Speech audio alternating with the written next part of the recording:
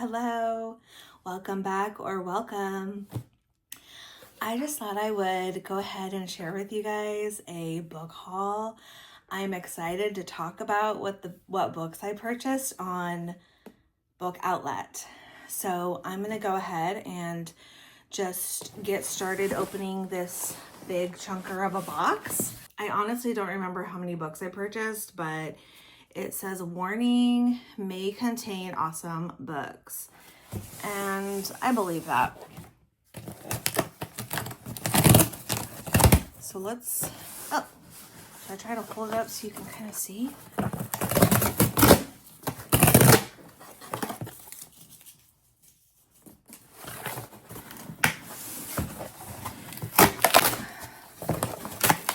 This is hard. You know, they're kind of hard to open. But I'll hold it up again. I don't remember what I ordered, so I'm not gonna look. I honestly already forgot.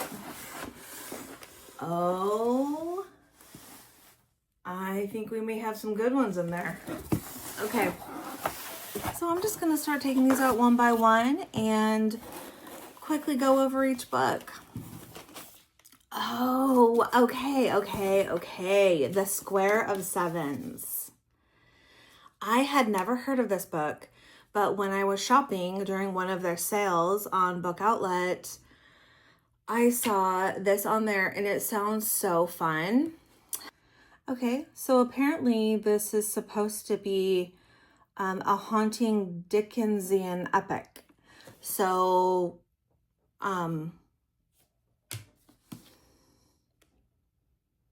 yeah, I wonder which book is it going off a certain Dickens book?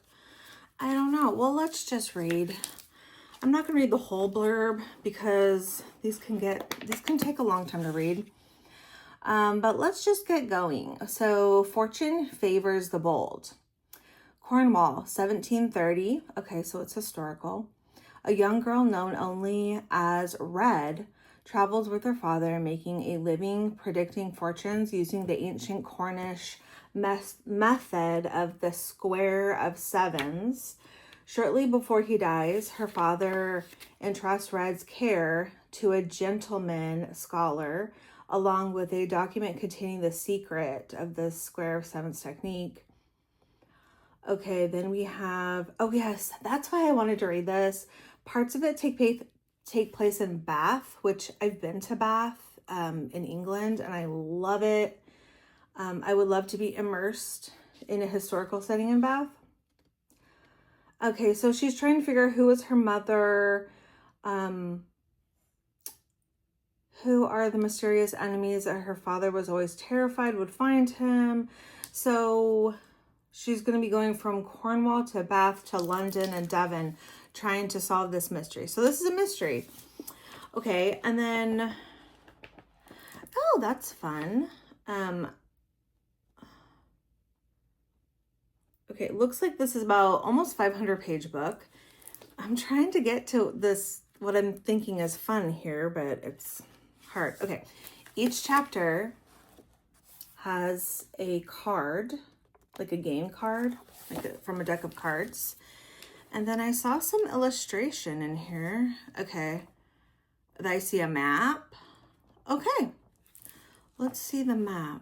I don't want to give away any spoilers though, so let's just not dig into the book. I just thought I'd flip through it just in case something fun's in here. And yeah, this does look fun. I love a good book with a map. This thing is heavy. I may regret getting the hardback, but really no regrets because I think I'm going to love this one. So I love historical. I want to just take me back to 1700s Bath. Let's do it. Okay. Oh, okay. This one, the Ransomware Hunting Team. This one I think is going to be both funny, and mysterious. So a band of misfits improbable crusade to save the world from cybercrime. And it has a cat. So it's got nerds. Oh, two cats. Okay, nerds, cats, fighting cybercrime. And from what I understand, this takes place like with true events. Let's see the back. Scattered across the world, an elite team of codecrackers is working tirelessly to thwart the defying cyber scourge of our time. You've probably never heard of them, but you may be painfully familiar with the team's sworn enemy, ransomware. Again and again, an unlikely band of misfits, mostly self-taught and often struggling to make ends meet, have outwitted the underworld of hackers who lock computer networks and demand huge payments in return for the keys. Oh, that's cute little end papers. I think this is totally fiction. And, oh, what's this? There's an index in the back. An index, like in a nonfiction. Is this nonfiction? I don't think it is. 346 pages. That's with the acknowledgement. There's a lot of, like, there's a bibliography in here. It's not a big bibliography. It's notes. Okay, this person did a lot of research in order to write this book. So the book itself is 321 pages. There's a lot of factual stuff at the end. Okay. I'm intrigued. Okay, well, let's move on. The House of Lincoln by Nancy Horan, something like that. This one is a book that is supposed to immerse you in the lives of the Lincoln family back when Lincoln was president, I believe. Historical novel that tells the story of Abraham Lincoln's ascendance from rumpled lawyer to U.S. president to the great emancipator through the eyes of a young immigrant who arrives in Lincoln's home of Springfield from Madeira, Portugal. So now I remember there are two characters. There's like two storylines, one or two point of views. One is Anna Ferreira, who lands a job in the Lincoln household assisting Mary Lincoln. And so she gets firsthand points of view of Mary Lincoln, which I'm very interested in learning more about her. And then there's also Cal, the friend, African-American friend Cal. Cal is a friend of Anna. Encounters the Underground Railroad and the slave trade, and they start to uncover that and bring that information back to Lincoln, who then, later does the Emancipation Proclamation and makes history. This one's 416 pages. Yeah, looks good. Can't wait to read this one. I love me a little bit of historical fiction, to sprinkle in with my books. Oh, there's paper in here. Gonna have to throw that away later. Okay, so this is the Brothers Grimm word search. So, as you probably know, because I mention this all the time, my husband, my son, and I are going to Germany later this year, and I thought when I saw this on Book Outlet, I was so surprised that it's like a Brothers. Okay, so Brothers Grimm were German, and this is a whole word search just about the Brothers Grimm. And so what it does is, I've never heard of anything like this. It tells you like one of the stories or part of one of the stories from the Brothers Grimm, like Rapunzel or what I don't know, what is this? Louse and the Flea? I don't know that one. But then you find some of the words are in bold. So after you read this story, you do the word search. And I thought this would be fun to do with my son on the airplane because it's, I think, like a 12-hour flight. I hate flying. Have I ever mentioned that? Yeah, I hate it. But that's okay because we're going to have fun things to do. So I thought that would be fun. And while we're in Germany, we're going to Berlin and we are going to, okay, I cannot remember the name of the college, but there is a college where there's like a museum with the Grimm brothers, because the Grimm brothers were working on a German dictionary. I think it was the first German dictionary. I don't know. Anyway, they died before it was finished, but yeah. So the tour that we're going on is gonna show us the history of the Brothers Grimm and stuff. Okay.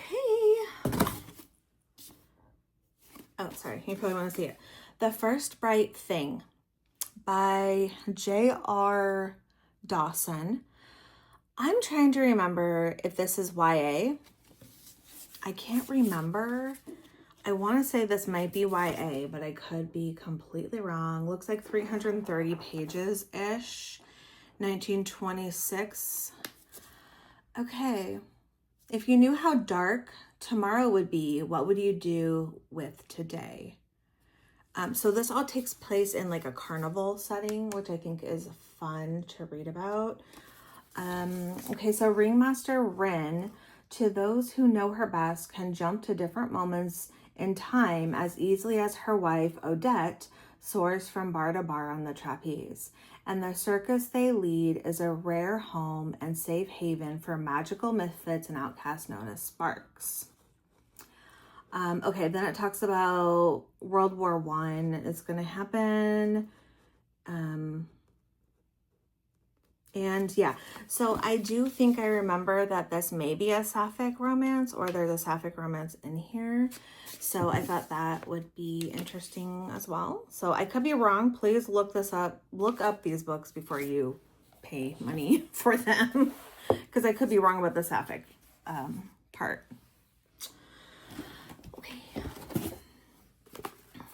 Okay, fun. Okay, so this one is Haunted to Death by Frank Anthony Polito.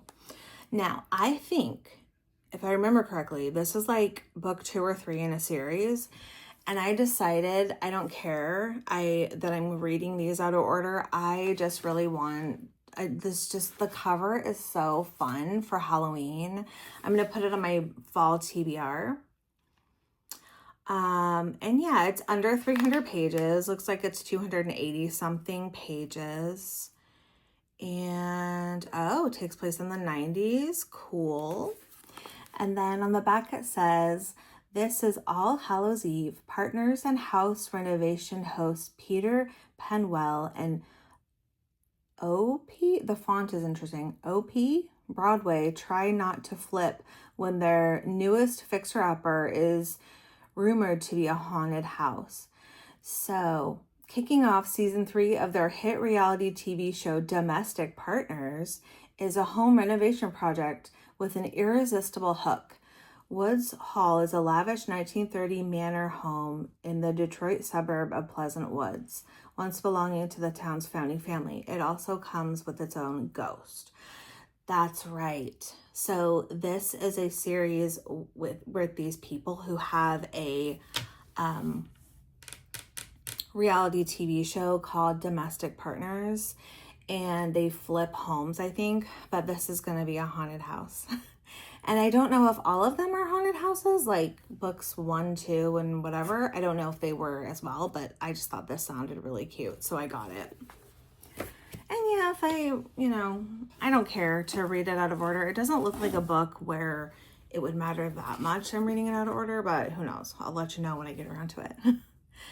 Okay, so No Way Out by Kara Hunter. This is Christmas.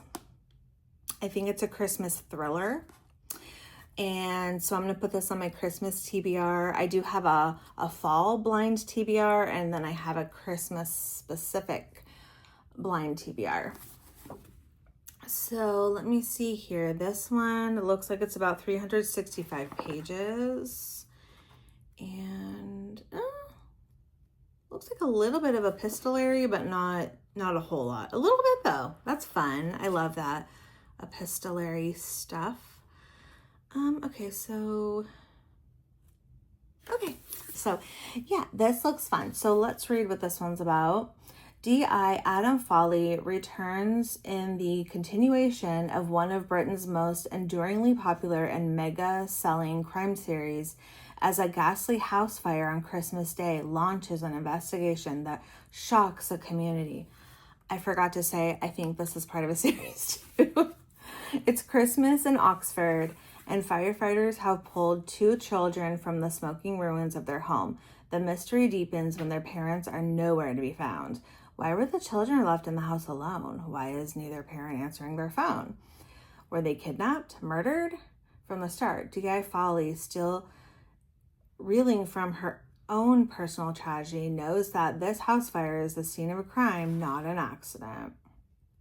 And then it goes on from there. So yeah, I will have to look. This might be part of a series, but either way, I don't care. If it's got holidays on it, I'm reading it, even if it's out of order. There's 2 books. We're almost done. All right. Molly the Maid. Okay, The Mistletoe Mysteries, a maid novella by Nita Prose. So I've read all of the books in the Molly Maid series. I think there's 4 books. And then this is like a bonus book that's just like a little novella with a Christmas mystery in here. So I've been dying to read this for a couple years. And so when I saw it on Book Outlet, that immediately went in my cart and I immediately bought it. So this one, I feel like if you don't know who Molly the Maid is, these are the 3 books. I thought there was a 4th book, or maybe this is the 4th book. I don't know. I don't know, you guys. All I know is it was a little bit harder to get my hands on this than I thought, than the other books are. 'Tis a jolly Molly Christmas at the Regency Grand Hotel, and the season for a most important investigation. So we got to get down to work because there's going to be good Molly times in here. So yeah, I'm not going to go too far into this because probably, I think you would probably want to read the Molly Maid books before you read this one, but I don't know.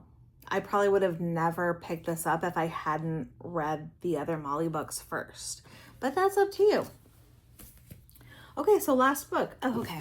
I've been dying to read this one. Oh, it's short. Okay. So this is The Swallowed Man by Edward Carey. Rediscover the haunting fable of an impatient father, a rebellious son, and a watery path to forgiveness for the young man known as Pinocchio. That's right. This is based on Pinocchio. So it's like a retelling of Pinocchio. So there's Geppetto and all those lovely characters. I don't know if I've ever read the original Pinocchio, but that's fine. Okay, so this is only 176 pages. So this is short. Oh, there's some illustrations, etc. in here. Oh yeah, that's kind of part of the reason why I wanted to read this is for the illustrations, as in addition to the retelling. So I love the story of Pinocchio from the Disney point of view, like the movie. But I'm guessing I'll love this too. And it's short. I feel like I have enough longer books on my TBR. It's nice to have a short one every now and then. So yeah, that's it. That's all the books that I got. Let me try to hold these up.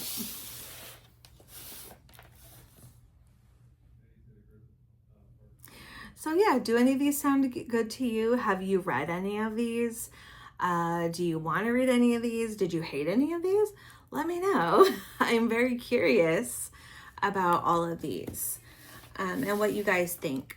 So if you wouldn't mind giving me a like or a hype or just a comment, anything that sounds good to you, that'd be great. If not, that's okay too. I just hope you're having a great week and see you in August. Bye.